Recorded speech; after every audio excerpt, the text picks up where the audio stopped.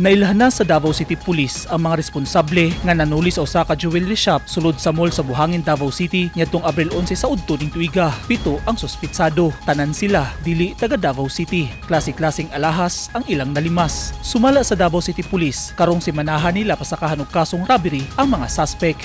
Kaya kung magkataog kaso sa kailangan din na makuha natin lang mga tingin sa pangalan. Kaya kung hindi, kaya lang ang atong effort na dili natin sila malupit. So, no, right after mag-file taog kaso. Nasubay na sab sa mga pulis kung asa nga hotel sa Buhangin nagtinir ang mga suspect. Dool ra sab kini sa mall. Gipalawban pa pag-ayo ang investigasyon ug dunay posibilidad nga basin madugangan pa ang ihap sa mga responsable nga nalambigit sa robbery hold-up.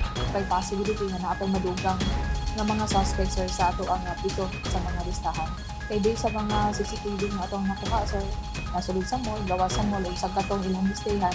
So naatay mga kopya na sir nga makita ang ilang mga dagbay, ilang mga itsura. Na-recover ang tulo ka motor ug usa ka kotse nga mao'y getaway vehicle sa mga suspect sa pagpanulis. Wala sab gipadaplin sa Davao City Police ang posibilidad nga basin dunay nag-finance sa mga tulisan.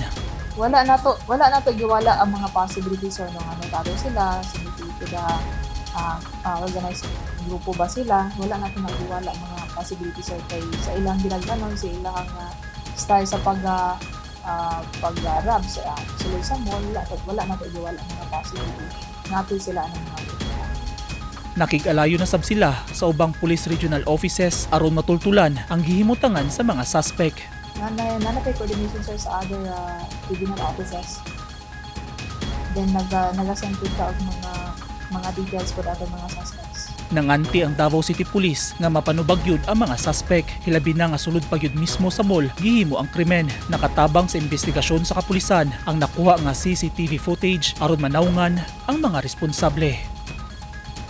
Eugene Hinutan, Newsline Philippines. Stay safe.